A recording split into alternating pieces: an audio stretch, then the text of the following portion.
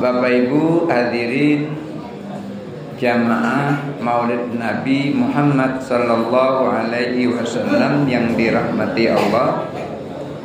Alhamdulillah, biasanya saya datang malam Sabtu ke musola ini untuk ngaji kitab Marokil Ubudiyah karya Imam Nawawi Al-Bantani. Malam ini kita mengadakan Maulid Nabi karena saking cinta kita kepada Nabi kita Muhammad sallallahu alaihi wasallam. Kenapa kok kita kenapa kita kok dianjurkan untuk rame-rame berkumpul di bulan Rasulullah sallallahu alaihi wasallam dilahirkan? Itu tidak lain adalah supaya kita kenal Nabi kita dengan sebaik-baiknya. Orang sekarang mengatakan tak kenal maka tak sayang, tak sayang maka tak cinta maka tak pergi ke KUA. Kan itu orang sekarang nih. Maka kalau ada orang yang pengen menjauhkan kita dari Nabi kita, itu adalah sedalim-dalimnya orang.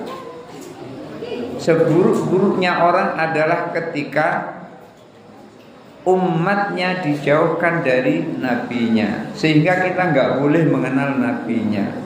Kenapa? Di dalam peringatan Maulid Nabi seperti ini adalah isinya kita menyampaikan sejarah perjalanan Rasulullah Shallallahu Alaihi Wasallam. Allah itu punya nabi jumlahnya banyak sekali.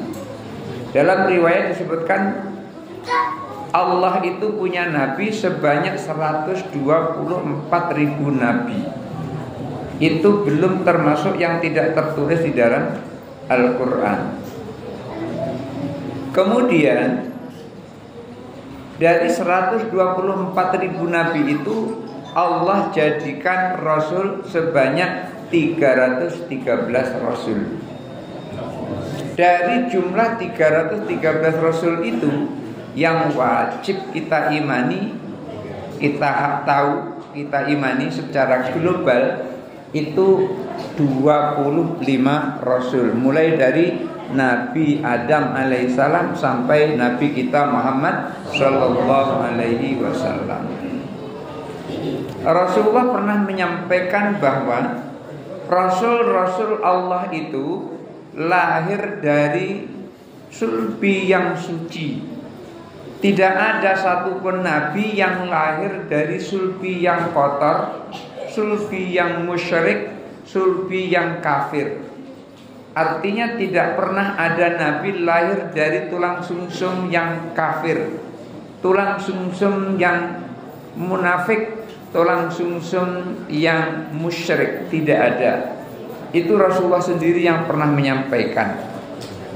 Artinya apa? Ketika orang tua Nabi namanya Abdullah, ketika umur 18 tahun menikah dengan seorang perempuan namanya Aminah. Abdullah itu adalah seorang pemuda yang banyak diidolakan oleh wanita. Kenapa? Orangnya gagah. Jadi kalau ada orang gagah itu biasanya diidolakan wanita. Maka jangan gagah-gagahan, biasa-biasa aja. Nanti malah kasihan pula ada perempuan lewat, lemes perempuannya karena terlalu nengok gagahnya tadi. Bisa jadi wanita yang melihat laki-laki gagah, ketika dia megang pisau, gak sadar tangannya yang dikocek. Bukan buah yang dikocek, tapi tangannya. Buktinya siapa? Nabi Yusuf alaihissalam. Ketika Zulaikha itu ditertawakan oleh perempuan-perempuan lain, masa perempuan bangsawan tergila-gila dengan budak. Akhirnya Ibu-ibu itu dikumpulkan. Ibu-ibu sekarang kita ngumpul, masing-masing megang apel, kemudian megang pisau, lalu masing-masing nanti setelah dihitung semuanya bareng-bareng ngoceh apel. Ngoceh apel maksudnya ngupas apel gitu. Pas lagi sedang ngupas apel, Yusuf disuruh keluar jalan gitu. Begitu melihat, Masya Allah, ini manusia apa malaikat. Begitu tampannya, nggak ada duanya. Akhirnya ibu-ibu itu yang dikocek bukan buah apel, tapi tangannya yang dikocek. Baru sadar kenapa Zulaikha kok sangat tergila-gila kepada Nabi Yusuf alaihissalam. Sampai-sampai dalam ayat itu disebutkan walamma hammat bihi wa hamma biha. Kedua-duanya saling mau. Kedua-duanya saling suka. Nabi Yusuf suka sama Zulaikha, Zulaikha suka sama Nabi Yusuf.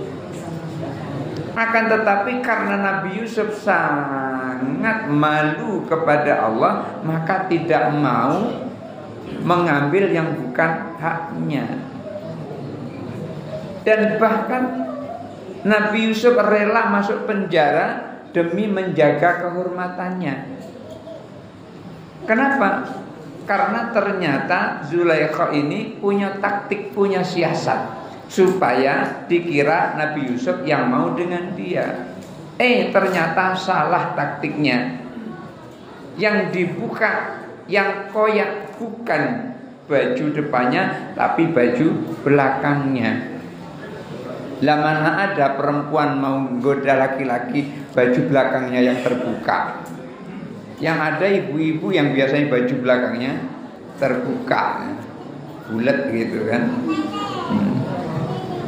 Mestinya kalau seandainya perempuan itu yang benar, laki-laki yang salah, yang terbuka adalah kancing baju depannya. Ini baju belakangnya koyak. Artinya apa? Yusuf mau lari, dipegang bajunya. Mungkin karena bajunya Nabi Yusuf itu sudah lama, jadi begitu lari langsung koyak. Maka diputuskan bahwasanya Nabi Yusuf yang benar, bukan Zulaikha yang benar. Tapi tetap Nabi Yusuf itu masuk ke dalam sel, ke dalam penjara. Di penjara itu ternyata ada dua orang yang bermimpi. Satu, mimpinya itu adalah dia megang roti, rotinya itu dipatuki burung. Ketika mimpi rotinya dipatuki burung, kemudian Nabi Yusuf mengatakan, ini kamu sebentar lagi akan dihukum mati. Ternyata benar apa yang diprediksi, apa yang ditakwil mimpinya oleh Nabi Yusuf alaihissalam. Yang satu lagi mimpinya ditakwil oleh Nabi Yusuf akan bebas. Kemudian dipesan oleh Nabi Yusuf, kalau nanti kamu bebas, sampaikan kepada raja bahwasanya Nabi Yusuf dikasih kemampuan untuk takwil mimpi.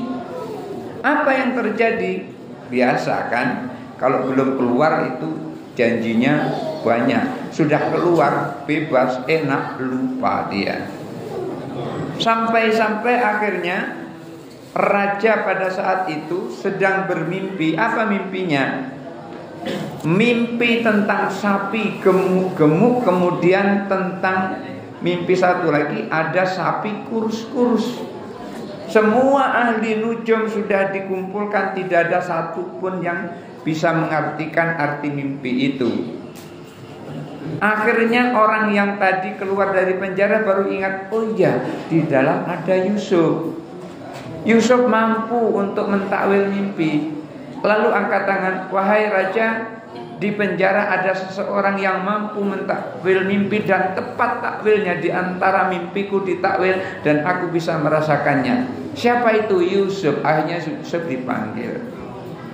Begitu dipanggil langsung disampaikan, wahai raja, nanti akan terjadi masa segala yang ditanam oleh masyarakat akan panen raya selama 7 tahun. Tetapi nanti setelah itu akan ada peceklik, apapun yang ditanam tidak akan tumbuh sama sekali. Akhirnya raja bingung, gimana ini cara ngatasinya? Masa iya 7 tahun pertama banyak makanan, 7 tahun kedua nggak ada lagi makanan? Gimana caranya supaya ada? Akhirnya Nabi Yusuf sendirilah diangkat oleh raja untuk mengatur ini semua supaya masyarakat tidak kelaparan. Nabi Yusuf alaihissalam termasuk di antara nabi-nabi yang wajib kita percayai. Bapak Ibu hadirin jamaah maulid yang dirahmati Allah. Jadi di dalam maulid ini kita diajak untuk mengenal kepada Nabi kita Muhammad sallallahu alaihi wasallam. Orang tua Nabi bernama Abdullah, yang tadi saya sampaikan dia adalah seorang yang gagah. Banyak perempuan yang pengen jadi istrinya, tetapi ternyata pilihannya jatuh kepada seorang perempuan yang bernama Aminah. Ketika Nabi SAW belum lahir, orang tuanya nikah, itulah nggak lama orang tuanya berkumpul. Kenapa? Begitu umur 2 bulan ayah Nabi meninggal. Abdullah sedang dalam perjalanan menuju ke Madinah. Di Madinah ngapain? Di Madinah cari makan, yaitu membeli korma. Karena korma yang bagus itu adalah korma di Madinah. Maka di Madinah itu ada namanya kebun korma. Dimana kalau ada yang umroh ke sana, ada yang naik haji, kebetulan kemarin baru saya membimbing jamaah haji ke sana, maka suara masih seperti ini. Teriak-teriak membimbing jamaah, labbaik Allahumma labbaik. Akhirnya minum air zam-zam, salah air zam-zam yang dingin. Akhirnya suaranya seperti ini. Ya, saya minta doanya supaya kembali lagi suara itu. Amin Allahumma amin. Di Madinah orang tua Nabi itu mencari kurma untuk keluarganya. Jadi orang tua Nabi itu nggak pernah pergi jauh-jauh kecuali perginya Mekah Madinah, Mekah Madinah, Mekah Madinah. Nggak pernah pergi ke Mesir, nggak pernah pergi ke daerah yang lain. Sehingga nggak pernah ketemu dengan pendeta-pendeta Nasrani, nggak pernah ketemu. Di dalam kitab Al-Hawilil Fatawi, Imam Jalaluddin Asyuyuti menjelaskan orang tua Nabi itu tidak pernah tahu dengan syariat Nabi terdahulu, Nabi Isa alaihissalam. Dengan Nabi Muhammad apalagi anaknya belum lahir. Jadi ketika belum tahu dengan Nabi terdahulu dan belum tahu dengan Nabi berikutnya, itulah disebut dengan zaman fatrah. Apa zaman fatrah itu? Zaman fatrah itu adalah zaman di mana ada kekosongan syariat. Bagaimana mau sholat orang nggak tahu caranya sholat? Bagaimana mau beribadah orang nggak tahu caranya ibadah? Jadi ibadah itu tidak bisa dengan akal. Ibadah itu harus dengan wahyu. Setelah dengan wahyu baru akalnya main di situ untuk memahami wahyu. Jangan sampai ini wahyu akalnya nggak digunakan. Itu salah sama sekali. Kita mengamalkan wahyu tetapi kita tidak bisa mencernanya dengan akal. Nanti jadinya salah. Kenapa? Karena wahyu itu akan bersentuhan dengan akal. Maka orang tua Nabi SAW sudah barang tentu pertama tidak pernah menyembah berhala. Itu orang tua Nabi, ingat tuh. Orang tua Nabi nggak pernah menyembah berhala. Yang kedua, orang tua Nabi tidak pernah mensekutukan Allah. Orang nyembah berhala tidak, bagaimana mau mensekutukan Allah. Oleh karena itu orang tua Nabi masuk kategori pada zaman fatrah. Apa itu zaman fatrah? Zaman fatrah itu adalah orang yang memiliki kekosongan syariat. Maka dihitung perbuatannya semuanya nol. Lalu bagaimana nanti ketika di akhirat? Itulah, kalau kita ini ujiannya di dunia, tapi orang-orang zaman fatrah ujiannya di akhirat. Ketika kita di dunia ini diuji dengan ketaatan, kita taat karena kita sudah tahu sholat 5 waktu wajib, puasa di bulan Ramadan wajib, mengeluarkan zakat kalau sudah sampai haul dan nisabnya wajib, menunaikan ibadah haji kalau mampu, sudah mampu nih, punya biaya, daftar, berangkat, wajib. Kita kalau tidak melaksanakan ini, diuji dengan 4 ini, sholat, puasa, zakat, haji, tidak mau melaksanakan, maka gagal ujian kita. Tidak sholat, tidak puasa, tidak mengeluarkan zakat, tidak menunaikan ibadah haji padahal sudah mampu, tidak mau daftar padahal sudah mampu, maka yang seperti ini berarti dia gagal ujiannya. Kalau gagal ujiannya masuk ke dalam neraka. Enggak ada ceritanya orang tidak sholat kemudian masuk surga. Sholat tidak, puasa tidak, zakat tidak, haji tidak, terus masuk ke dalam surga. Belum ada ditemukan hadis yang seperti itu. Yang ada adalah mereka yang sholat, mereka yang zakat, mereka yang berpuasa di bulan Ramadan, mereka yang menaikkan haji, maka balasannya adalah surga. Orang ahlul fatrah tidak di dunia ini diuji, tapi di akhirat. Apa diujinya? Malaikat akan diutus oleh Allah untuk memerintahkan orang-orang ahlul fatrah itu, udkhulu an-nara, masuk kalian semua ke dalam neraka. Maka orang-orang itu akan rame-rame masuk ke dalam neraka. Ketika perintah pertama langsung masuk ke dalam neraka, bukti ia taat kepada Allah. Maka pada saat itu ketika dia langsung masuk ke dalam neraka, neraka itu tidak panas, nerakanya jadi dingin, tidak panas. Kenapa? Panas itu adalah kehendak Allah. Api panas itu karena Allah yang menghendaki. Tapi kalau Allah sudah sampaikan, ya narukuni bardan, wahai api dinginlah kamu, maka api menjadi dingin. Wassalaman ala Ibrahim. Oleh karena itu Nabi Ibrahim tidak kebakar masuk dalam kobaran api. Kenapa? Karena Allah jadikan api itu adalah dingin. Semuanya itu adalah iradah Allah subhanahu wa ta'ala. Jadi orang tua Nabi itu adalah termasuk ahli surga. Kenapa? Karena masuk pada zaman fatrah. Loh Ustaz, kan ada hadisnya orang tua Nabi masuk neraka. Apa itu? Riwayat Imam Muslim, inna abi wa abaka finnar, ayahku dan ayahmu berada di dalam neraka. Ketika ada orang bertanya kepada Rasulullah, ya Rasul, bagaimana nasib ayahku? Lalu Rasulullah begitu menjawab ayahnya masuk ke dalam neraka, dia sedih. Lalu Rasulullah sampaikan, inna abi wa abaka finnar, ayahku dan ayahmu di dalam neraka. Benar hadisnya, inna abi wa abaka finnar, benar, cuman ngartikannya yang salah. Tidak selamanya abun itu adalah ayah. Tidak selamanya. Abun itu jawabnya adalah jamaknya, bukan jawabnya, jamaknya. Kan di dalam bahasa Arab itu ada mufrad, ada musanna, ada jamak. Jamaknya namanya abaun. Abun jamaknya abaun. Kalau nanti sudah disebut dengan aba, itu artinya nenek moyang. Bukan ayah lagi, bukan bapak namanya, tapi nenek moyang.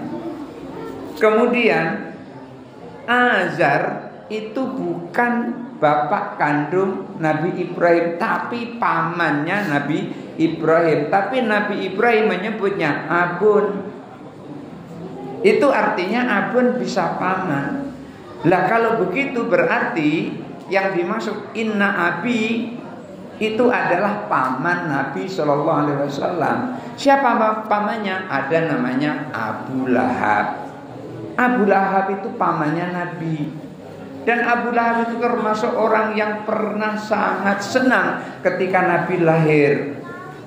Saking senangnya, pembantunya, bahasa kita sekarang, budaknya namanya Suwaibatul Aslamiyah, itu laporan kepada Abu Lahab, wahai Tuan Abu Lahab, keponakanmu lahir dari Aminah. Masya Allah, senangnya bukan main. Saking senangnya, Suwaibatul Aslamiyah dibebaskan dari budak. Itu saking senangnya. Oleh karena itu, di dalam riwayat dikatakan bahwa Abu Lahab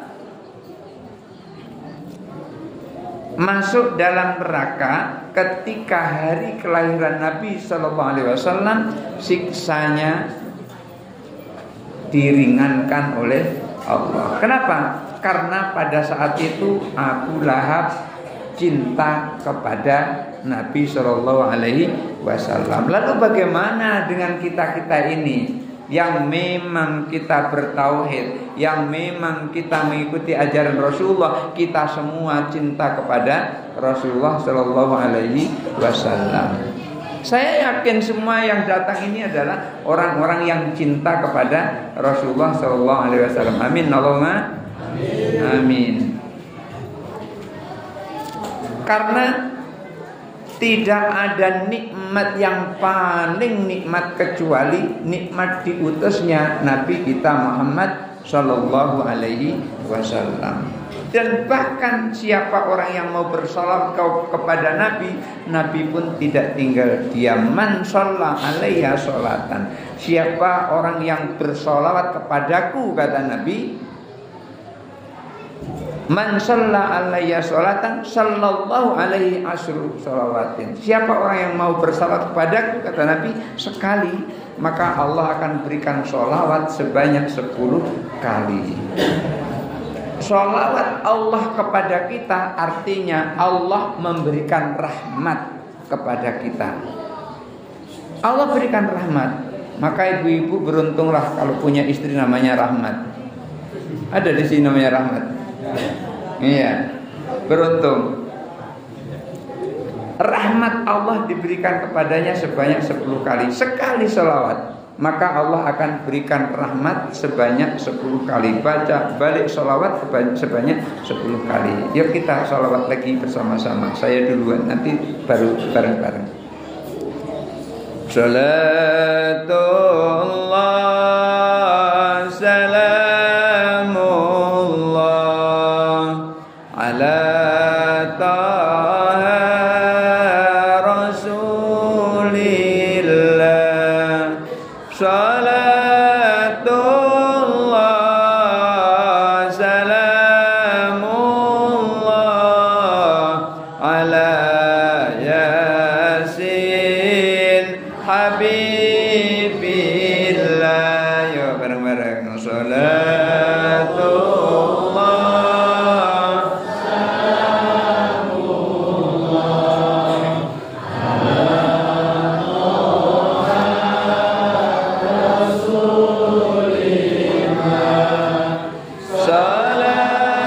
salatullah salamullah ala yasin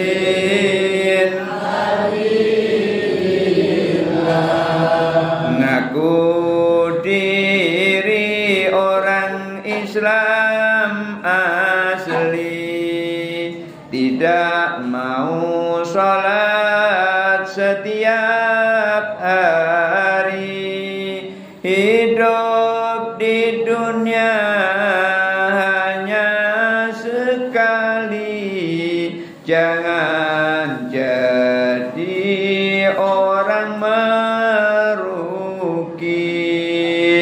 Salatullah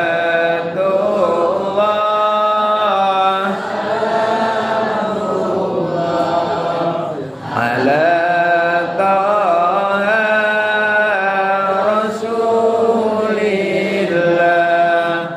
Salatullah salamullah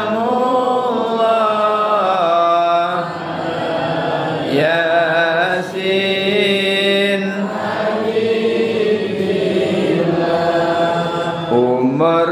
sudah tua tidak merasa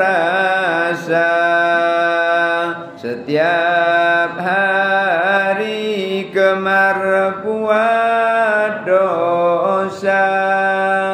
Ayo istighfar dengan segera, jangan jadi penduduk neraka. Salatullah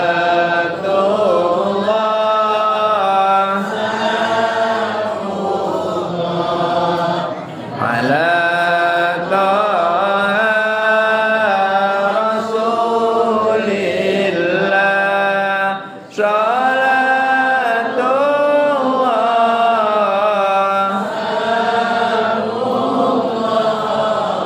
ala yasin.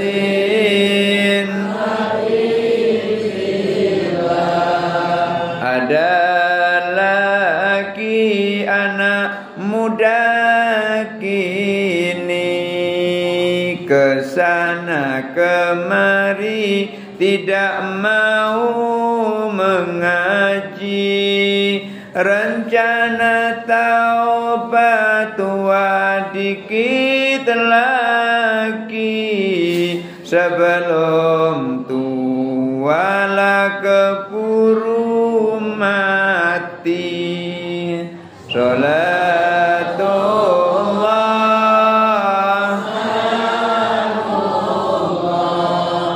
ala taha rasulillah. Salatullah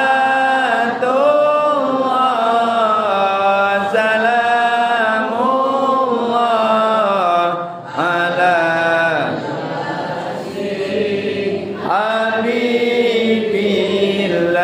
Man shalla alayya sholatan sallallahu alaihi asyru salawatin. Mudah-mudahan Allah subhanahu wa ta'ala menyampaikan salawat kepada kita 30 kali lipat. Amin Allahumma amin. Kenapa? Karena kita telah 3 kali bersolawat. Nah, Rasulullah Shallallahu Alaihi Wasallam kita peringati maulidnya hari ini lantaran kita cinta kepada Rasulullah Shallallahu Alaihi Wasallam. Abu Lahab pernah cinta kepada Rasul, siksanya diringankan oleh Allah. Apalagi kita ini, insya Allah semuanya akan dapat syafaat Rasulullah Shallallahu Alaihi Wasallam. Amin Allahumma amin. Orang tua Nabi Shallallahu Alaihi Wasallam adalah ahli surga. Kenapa? Karena ada ayat yang menyatakan begitu. Bunyi ayatnya adalah wa ma kunna mu'adzibina hatta nab'atsa rasula. Kami tidak akan mengadab satu kaum sampai kami mengutus seorang rasul. Pada saat orang tua Nabi Muhammad sallallahu alaihi wasallam hidup, kakek Nabi Muhammad Abdul Muthalib masih hidup, maka pada saat itu belum ada seorang rasul datang. Yang ada adalah calon rasul pada saat itu, yaitu Nabi Muhammad sallallahu alaihi wasallam. Karena Nabi diangkat jadi rasul itu pada usia 40 tahun. Saat itu Rasulullah belum sampai usia 40 tahun. Pada saat dalam asuhan kakeknya bernama Abdul Muthalib. Rasulullah yang masih kecil itu saja sudah memberikan manfaat yang luar biasa kepada keluarga Halimatus Sa'diyah. Kebiasaan orang kafir Quraisy itu kalau punya anak, kehormatannya adalah anaknya bisa disusukan kepada ibu-ibu yang lain. Beda dengan di sini. Saya tengok di sini nggak ada satupun ibu-ibu yang punya anak kemudian anaknya disusukan kepada tetangganya. Nggak ada kan? Karena bukan kebiasaan kita, bukan adat kita. Adat orang Quraisy ketika punya anak, kehormatannya adalah ketika anaknya disusukan. Dan orang yang menyusui anak itu mereka mendapat upah. Tetapi setelah Halimatus Sa'diyah kesini, kesana, kesana, kesini, tidak satu pun dapat anak susuan. Begitu dapat seorang bayi namanya Muhammad, ternyata nggak punya ayah. Dalam artian ayahnya sudah meninggal. Lalu siapa yang akan membayar? Akhirnya berpikir dia, terus rundingan dengan suaminya. Kira-kira omongan kita seperti ini, Pak, kita ini jauh-jauh dari kampung kita Sa'ad ke Mekah ini untuk mencari bayi susuan. Sampai sekarang kita belum dapat, kecuali anak kecil namanya Muhammad itu. Lalu bagaimana? Akhirnya ada kesepakatan antara keduanya. Ya sudah, itu kita ambil sajalah sebagai bayi susuan, daripada kita pulang kampung gak dapat apa-apa. Akhirnya diambillah tanpa mendapatkan upah. Masya Allah, senang Aminah. Tapi apa yang terjadi? Ibu Halimah ini dia juga punya anak. Anaknya nangis semalaman. Kenapa? Lapar perutnya, belum minum susu ibunya.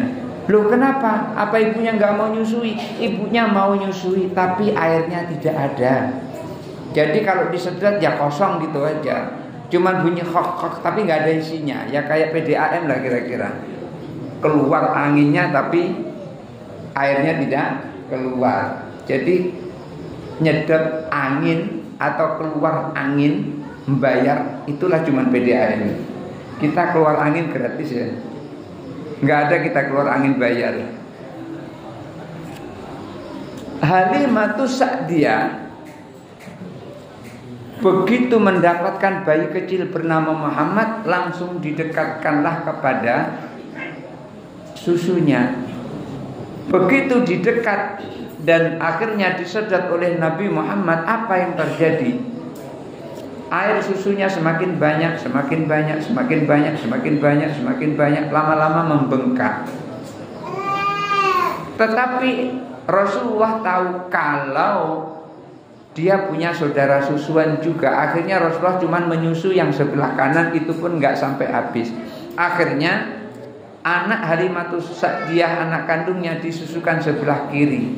Tidur nyenyak senyenyak-nyenyaknya karena perutnya kenyang. Jadi kalau kita perut kenyang biasanya tidurnya nyenyak. Tapi kalau perut kita lapar biasanya susah tidur. Kalau pengen coba boleh, jangan makan seminggu. Nanti perutnya lapar, payah tidur. Kalau perut lapar payah tidur. Ada keajaiban yang lain lagi. Apa? Suaminya ketika pergi ke Mekah itu membawa keledai kecil, kurus. Tetapi dengan izin Allah, keledai kurus tadi pelan-pelan menjadi gemuk, kemudian susunya juga mulai membengkak. Akhirnya diperas oleh suami Halimatus Sa'diyah. Banyak air susunya, terus diminum oleh suaminya, kenyang. Halimatus Sa'diyah juga meminumnya, kenyang. Semuanya satu keluarga tidur nyenyak pada saat itu. Besoknya pergi pulang ke kampung halamannya, ke Bani Sa'ad. Yang lain pada naik onta, naik keledai yang besar-besar, sementara Halimatus Sa'diyah sekeluarga naik keledai yang kecil. Tapi jalannya lebih cepat daripada yang besar-besar tadi. Inilah keistimewaan Rasulullah ketika masih kecil saja sudah bisa membantu orang lain. Ketika Rasulullah SAW sudah dewasa juga tidak aji mumpung. Pada saat itu pernah Masjidil Haram, batu Hajar Aswad itu jatuh.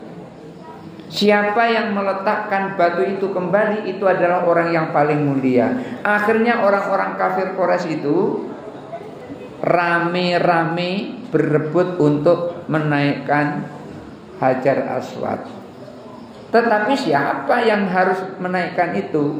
Akhirnya ada kesepakatan. Siapa orang yang pertama masuk ke Masjidil Haram, itulah orang yang berhak untuk menaikkan Hajar Aswad. Ternyata yang pertama masuk adalah Rasulullah Shallallahu Alaihi Wasallam.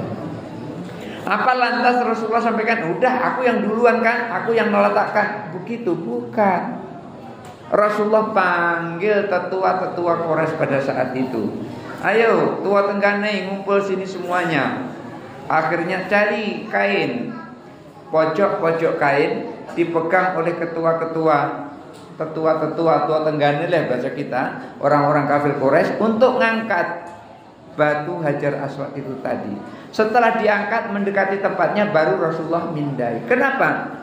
Karena mereka para ketua-ketua kafilah pada saat itu, orang-orang kafir Quraisy, mereka punya harga diri, dan siapa yang mengangkat Hajar Aswad itu dia memiliki kemuliaan. Maka pengen Rasulullah mereka angkat menjadi orang-orang mulia semua.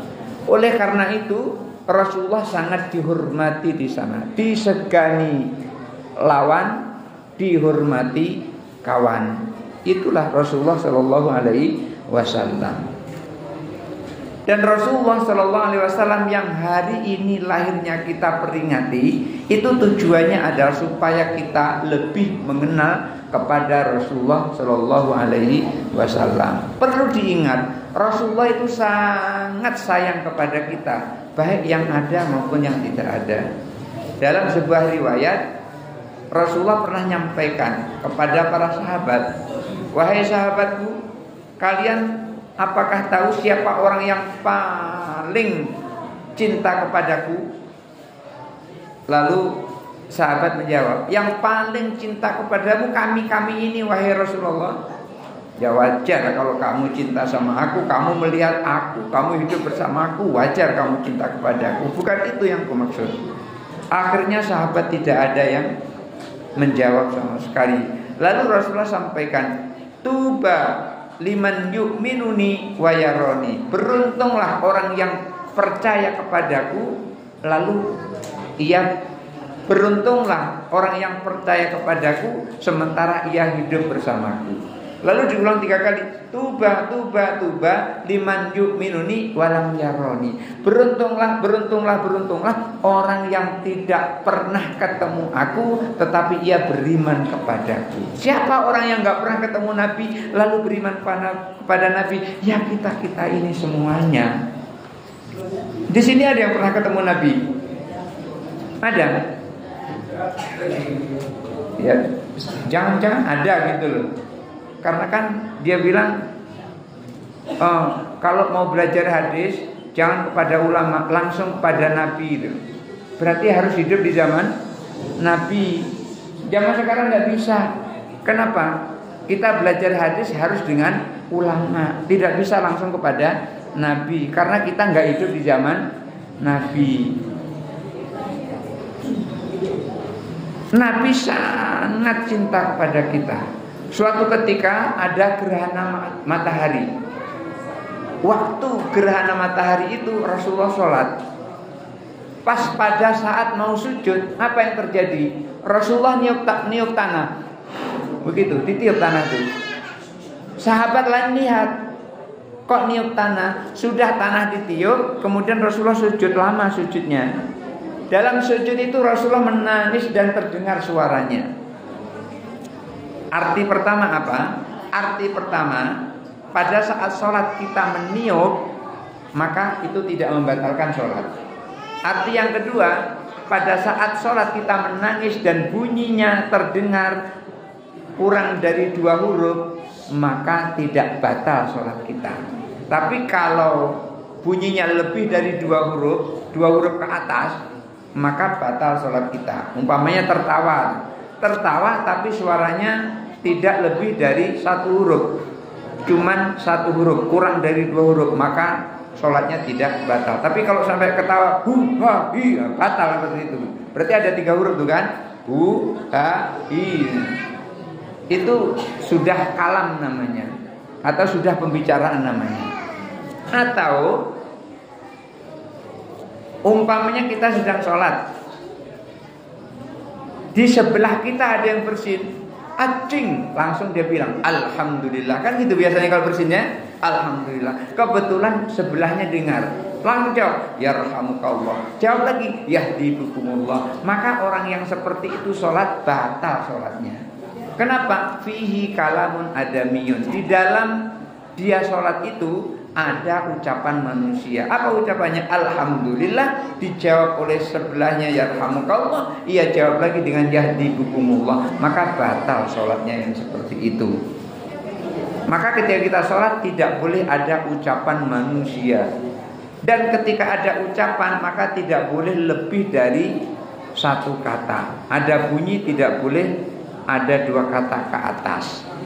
Pada saat Rasulullah menangis tadi, saat sujud tadi, artinya tadi yang pertama ya, yang pertama tidak membatalkan sholat. Yang kedua apa yang harus kita pahami? Yang pertama yang kedua ketika Rasulullah sujud setelah meniup tadi, selesai sholat Rasulullah sampaikan, kalian tahu kenapa tadi aku meniup? Tidak wahai Rasulullah. Lalu dijawab, tadi aku diperlihatkan neraka oleh Allah, maka aku tiup api neraka itu biar mati, karena aku khawatir neraka itu akan membakar kalian. Masya Allah, cintanya Rasulullah kepada kita ini sangat dikhawatirkan oleh Rasulullah kalau masuk dalam neraka. Oleh karena itu dihembus oleh Rasulullah, ditiup oleh Rasulullah agar api itu mati. Itu bukti Rasulullah cinta kepada kita. Dan dalam riwayat disebutkan di dalam kitab Ar-Ruh Ibnu Qayyim, ketika seseorang nanti akan meninggal dan begitu roh itu keluar, yang pertama kali menyambut roh itu bukan orang tua kita, bukan kakek nenek kita, tetapi Nabi kita Muhammad Sallallahu Alaihi Wasallam. Tapi dengan syarat orang itu adalah orang yang bersyahadat, yang mengucapkan sholawat kepada Rasulullah Sallallahu Alaihi Wasallam. Oleh karena itu kita ini sekurang-kurangnya sehari semalam harus 9 kali kita bersolawat, sekurang-kurangnya. Kapan itu? Pertama subuh, pada saat tahiyat akhir, Allahumma sholli ala sayyidina Muhammad, saat tahiyat akhir. Kemudian duhur, tahiyat awal, tahiyat akhir, baca sholawat. Asar, tahiyat awal, tahiyat akhir, baca sholawat. Maghrib tadi, tahiyat awal, tahiyat akhir, baca sholawat. Isya, tahiyat awal, tahiyat akhir, baca sholawat. Sekurang-kurangnya kita sehari semalam itu 9 kali baca sholawat. Ada yang lebih dari 9 kali kita membaca sholawat, padahal hanya sholat wajib. Kenapa? Karena pada saat sholat jamaah terlambat, pas begitu datang sudah rakaat kedua, akhirnya tahiyatnya berapa kali? 3 kali tahiyatnya, maka lebih dari 9 kali. Maka siapa di dalam kitab Bidayatul Hidayah yang malam Sabtu kita pelajari di sini, tapi syarahnya namanya Maraqil Ubudiyah. Maraqil Ubudiyah itu adalah syarah dari kitab Bidayatul Hidayah Imam Al-Ghazali yang disarah oleh Imam Nawawi Al-Bantani. Nanti itu akan disebutkan bahwa al-faraidu ra'sul mal. Orang yang melakukan yang wajib-wajib saja itu adalah modal masuk ke dalam surga. Udah untung sholat saja, gak pernah sholat sunnah, hanya sholat wajib. Kemudian di bulan Ramadan puasa full Ramadan, gak pernah puasa Senin Kamis, gak pernah puasa Bayat, gak pernah puasa Daud, gak pernah puasa apapun yang sunnah-sunnah, hanya puasa Ramadan. Kemudian tidak pernah bersedekah, hanya mengeluarkan zakat mal saja, tidak pernah bersedekah. Kemudian menunaikan ibadah haji, nggak perlu umroh berkali-kali. Maka orang yang seperti itu sudah masuk ke dalam surga. Orang seperti itu disebut dengan ra'sul mal, modal dagang, sudah punya modal. Artinya dia selamat dari masuk ke dalam neraka, tapi belum untung. Lalu gimana supaya untung? Supaya untung ketika kita sholat ya ditambahi dengan sholat sunnah. Subuh ditambah dengan qobliyah subuh, zuhur ditambah dengan qobliyah zuhur, ba'diyah zuhur, asar ditambah dengan qobliyah asar, ba'diyah asar tidak ada. Ingat itu ya, nggak ada sholat ba'diyah asar. Jangan sampai sholat sesudah sholat asar, hukumnya haram. Ada 5 waktu yang dilarang untuk sholat sunnah. Yang pertama, sesudah sholat subuh, jangan ada sholat sunnah sesudah sholat subuh. Yang kedua, pas matahari terbit, belum sampai 1 atau 2 galah, 2 tombak. Kemudian yang ketiga, pas matahari di atas kepala kita, kecuali hari Jumat dan di Masjidil Haram. Yang ketiga, setelah sholat asar, jangan ada yang sholat sunnah setelah sholat asar. Kemudian yang kelima, pas matahari terbenam. Lalu Rasulullah sampaikan di antara 5 yang diharamkan sholat ini, ada 2 yang diharamkan menguburkan mayat. Kapan itu? Pas matahari terbit dan pas matahari terbenam. Oleh karena itu kalau nanti ada orang yang meninggal, kalau bisa khawatir nanti pas matahari terbenam, lebih baik dibawa sesudah sholat maghrib atau sesudah sholat isya. Jangan pas kira-kira jam 5 sore atau jam setengah 6. Dikhawatirkan pas lagi kita menanam mayat itu, mengubur mayat itu, pas matahari terbenam. Siapa yang berdosa? Ya kita yang mengerjakannya yang berdosa. Mayatnya bagaimana mungkin dia berdosa, orang dia gak tahu. Dan juga dia gak mau, gak pernah dia bilang, aku nanti pas matahari terbenam ya kuburkan aku. Gak pernah ngomong kayak gitu. Kalau ada ngomong kayak gitu, paling orang pada lari satu persatu, kabur dia. Nah, kalau kita mengerjakan yang sunnah-sunnah, maka kita akan memperoleh keuntungannya. Sholat fardu modal, sholat sunnah keuntungannya.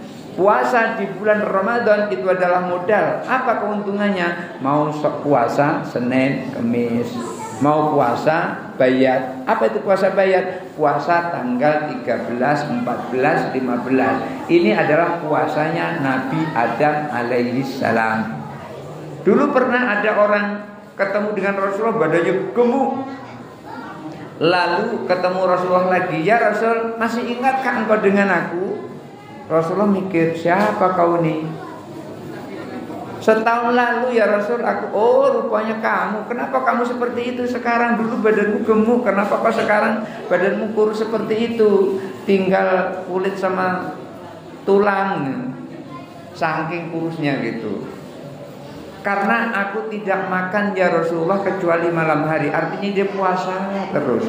Lalu Rasulullah sampaikan, jangan seperti itu. Kalau kamu pengen puasa, puasalah setiap tanggal 13, 14, 15. Namanya puasa bayat. Apa jawabnya? Ana aqwa minhu ya Rasulullah. Aku lebih kuat lagi ya Rasulullah daripada itu. Kalau kamu lebih kuat daripada itu, puasalah Senin dan Kamis. Dijawab lagi, ana aqwa minhu ya Rasulullah. Aku lebih kuat lagi ya Rasulullah. Kalau lebih kuat dari itu, maka puasalah puasa Nabi Daud. Senin puasa, Selasa tidak, Rabu puasa, Kamis tidak, Jumat puasa, Sabtu tidak, Minggu puasa. Sehari puasa, sehari tidak. Masih bilang ana aqwa minhu. Tidak ada yang lebih bagus daripada puasa Nabi Daud. Puasa dahar namanya, puasa terus menerus itu bisa terjadi haram hukumnya. Kenapa? Karena nanti akan bertemu dalam hari-hari yang diharamkan.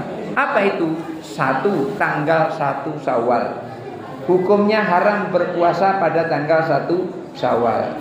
Yang kedua, tanggal 10 Zulhijjah, 11 Zulhijjah, 12 Zulhijjah dan 15 Zulhijjah. Haram hukumnya berpuasa di tanggal-tanggal itu. Maka walaupun kita puasa tiap hari, 5 hari ini jangan sampai kita berpuasa di dalamnya. Kenapa? Puasa kita menjadi haram, tidak akan menjadi kebaikan, tapi justru malah menjadi keburukan. Kenapa? Karena memang dilarang oleh Allah Subhanahu wa ta'ala. Puasa Senin Kemis, tetapi nggak pernah puasa Ramadan, nggak ada gunanya. Rajin sholat tahajud, setiap jam 3 malam ngincar sholat tahajud, kemudian sholat witir, tapi subuh nggak sholat, zuhur nggak sholat, asar nggak sholat, maghrib nggak sholat, nggak ada gunanya. Itulah dikatakan al-faraidu ra'sul mal, kata Imam Ghazali. Yang fardu-fardu itu adalah modal, yang sunnah adalah keuntungannya. Rajin sedekah, setiap hari sedekah, hari Jumat sedekah, tapi duitnya yang terkumpul sudah wajib mengeluarkan zakat tidak dikeluarkan, nggak ada gunanya sedekah itu. Maka keluarkan dulu zakatnya, baru kita sedekah. Bapak Ibu hadirin yang dirahmati Allah, inilah yang diajarkan oleh Rasulullah Shallallahu Alaihi Wasallam. Kita sekarang kumpul di sini dalam rangka pertama mengenal siapa itu Rasulullah Shallallahu Alaihi Wasallam. Yang kedua, setelah kita kenal dengan Rasulullah, kita bisa mengamalkan apa yang disampaikan oleh Rasulullah Shallallahu Alaihi Wasallam. Bapak Ibu datang ke sini, sama-sama datang ke sini, mungkin ibu yang ini dengan ibu yang itu bisa berbeda pahalanya, bisa berbeda nilainya. Atau mungkin bapak yang itu atau bapak yang itu bisa berbeda nilai datang ke musola sini, bisa berbeda. Apa yang membedakan? Yang membedakan adalah keyakinan imannya. Oleh karena itu, Imam Baijuri di dalam kitab Tuhfatul Murid ala Jawahir Tauhid, beliau mengajarkan kepada kita al-imanu yang qasimu ila khamsati aksamin. Iman itu terbagi menjadi 5 tingkatan. Pertama, imanun an taklidin, iman taklid. Iman taklid itu iman apa? Iman taklid itu al-imanu an-nasi'u min akhdil qawli syaikhi. Iman yang diambil dari ucapan gurunya. Yang penting guru mengatakan sholat, sholat, gak perlu dalil. Guru mengatakan puasa, puasa, gak perlu dalil. Yang seperti ini Imam Syekh Ibrahim Al-Laqani menyampaikan fa imanuhu taraddudun, imannya masih goyang, belum mantap. Kenapa? Karena masih ikut-ikutan. Gimana supaya tidak ikutan? Ya seperti ini, kita kumpul, kemudian kita ngaji bersama-sama. Suatu ketika Rasulullah bersama para sahabat, Rasulullah nyampaikan, idza marartum bi raudhatin min riyadil jinan, kalau kalian berjalan dan melewati taman dari taman surga, mampir ke taman itu. Sahabat bertanya, wa ma ya raudhatun min riyadil jinan ya Rasulullah? Apa itu raudhatun min riyadil jinan itu wahai Rasulullah? Itu adalah majelis di mana di dalamnya ada majelis ilmu, di dalamnya ada taklim, ada pembelajaran, ada belajar, pengajian lah bahasa kita yang paling gampang. Maka kita disuruh masuk ke dalam pengajian itu. Kenapa? Karena ketika kita pergi ke tempat pengajian, pulangnya dosa-dosa kita telah diampuni oleh Allah Subhanahu wa ta'ala. Kenapa? Karena malaikat memohonkan ampun kita kepada Allah Subhanahu wa ta'ala. Dan seperti ini, nanti ada yang pulang dosanya telah diampuni oleh Allah. Kenapa? Karena imannya tadi, maka niatnya menjadi niat yang benar. Kemudian supaya imannya lebih naik lagi, maka ikut pengajian seperti ini, naiklah imannya dari iman taklid menjadi imanun an ilmin, iman ilmu. Lantaran mengetahui, lalu kita beriman kepada Allah Subhanahu wa ta'ala. Setelah itu kita diajari dengan ala bizikrillah tatmainnul qulub. Bukankah dengan mengingat Allah hati akan menjadi tenang? Akhirnya berzikir kepada Allah, naiklah imannya menjadi imanun an iyanin, iman iyan, iman yang tumbuh dari hati kita lantaran kita mendekatkan diri kepada Allah Subhanahu wa ta'ala. Insya Allah kita sedang duduk-duduk ini adalah sedang muraqabah, sedang mendekatkan diri kepada Allah Subhanahu wa ta'ala. Maka hanya kita ini yang tahu kita ini pada iman taklid atau iman ilmu atau iman iyan atau mungkin iman hak. Apa itu iman hak? Iman hak itu merasa kita diawasi oleh Allah. Atau naik sedikit lagi namanya iman hakikoh. Iman hakikoh itu apa? Inilah definisi ihsan. Apa itu? Ihsan. Ada sih namanya ihsan. Kalau di kantor saya ada namanya ihsan. Tapi bukan itu yang dimaksud. Ihsan itu adalah antakbudallah ka'annaka tarahu wa in lam takun tarahu fa innahu yaraka. Namanya ihsan itu adalah kamu menyembah Allah seakan-akan kamu melihatnya. Ingat tuh, seakan-akan kamu melihatnya. Kalaupun tidak bisa melihat, Allah melihat kita. Artinya apa? Ketika kita sholat, kita merasa diawasi oleh Allah dan kita merasa tidak ada yang ada kecuali Allah Subhanahu wa ta'ala. Itulah kenapa di antara kita yang datang di sini mungkin ada perbedaan antara satu dengan yang lain. Lantaran apa? Tingkatan imannya berbeda. Oleh karena itu, mari ketika kita datang ke sini kita barengi dengan niat. Kalau kita barengi dengan niat, maka nanti akan ada 3. Pertama, ayyaf ala dzalika khaufan minallahi ta'ala. Melakukan ini karena takut kepada Allah. Takut apa? Orang ibadah karena takut, maka orang ini berarti di dalamnya ada ikhlas. Orang ibadah karena takut. Takut apa? Kalau nggak sholat takut masuk ke dalam neraka. Ada di sini yang sholat, kalau nggak sholat takut neraka. Ada. Berarti ibadahnya di dalamnya ada ikhlas. Kenapa ikhlas? Karena yang dicari adalah Allah. Oleh karena itu pada saat sholat lillahi ta'ala. Seperti itu, lillahi ta'ala. Karena sholat kita karena Allah. Maka tingkatan pertama karena takut. Ada orang sholat bukan karena takut, tapi karena minta surga, minta pahala. Orang yang seperti ini namanya ibadatut tujar, ibadahnya pedagang. Namanya pedagang pasti cari untung. Kalau nggak percaya tanya sama Pak Zainun, itu ahli dagang di kebun kelapa dulu. Ahli dagang sayur sampai berkembang. Sekarang pensiun, anak-anaknya yang teruskan. Ya. Mungkin sudah lupa dengan saya Pak Zainun. Ya, dulu waktu ijad nikah saya ikut ngantar. Ya. Tidak tahu sini ada Unimani Pak Ida sini. Enggak kelihatan. Ya.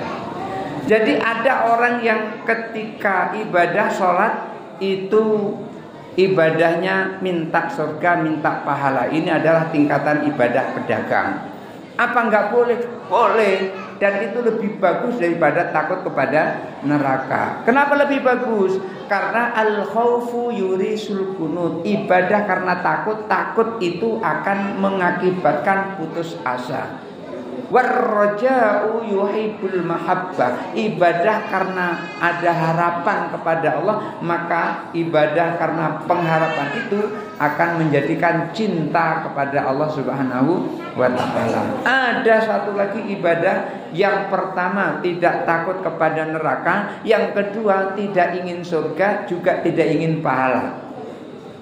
Nah ini lebih lagi itu, sama surga nggak pingin, sama pahala nggak pengin, sama neraka nggak takut.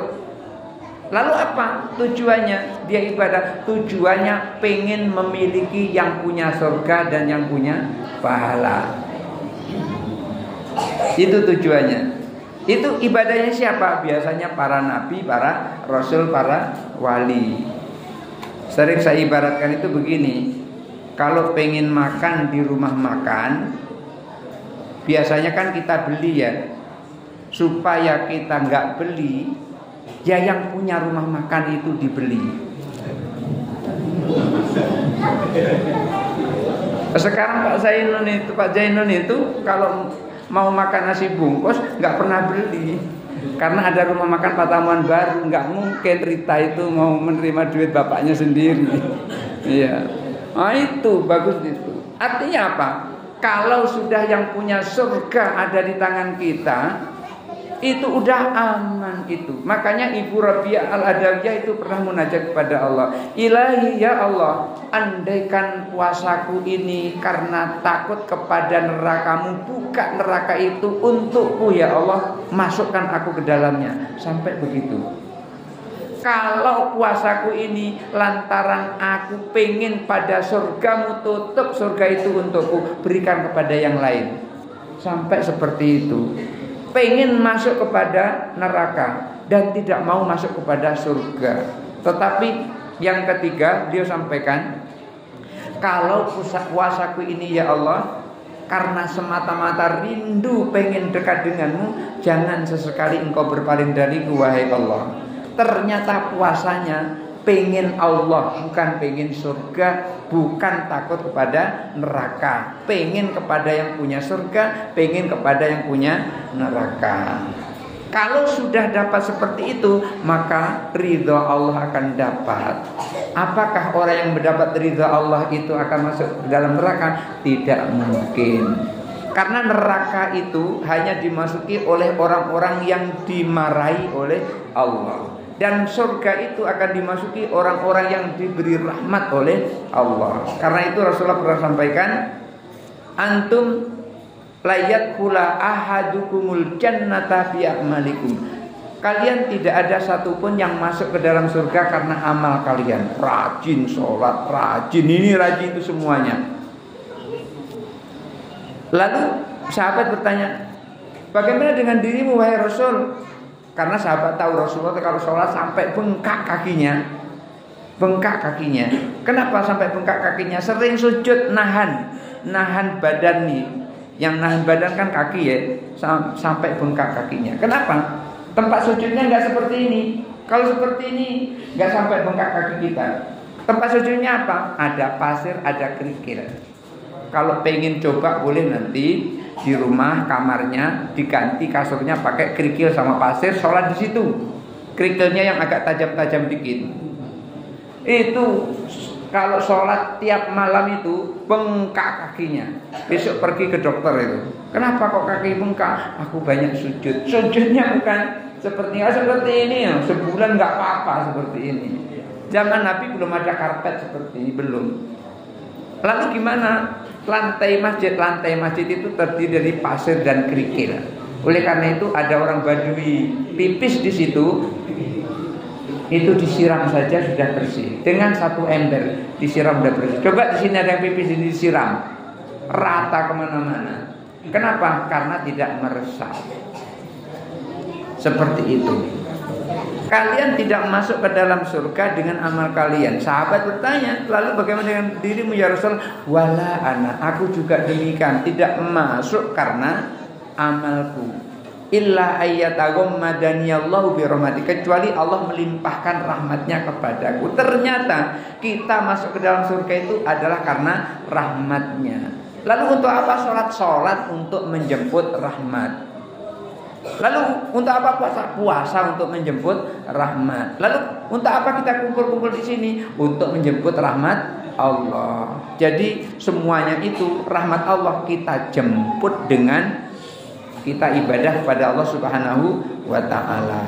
Oleh karena itu di sini ada pengajian Marahil Ubudiyah, tidak hanya ngurusi syariat tetapi juga ngurusi hati. Mudah-mudahan ada manfaatnya. Kurang lebihnya saya mohon maaf. Hadanallahu wa iyyakum ajmain. Wallahu muwaffiq ila aqwamit thoriq. Wassalamualaikum warahmatullahi wabarakatuh.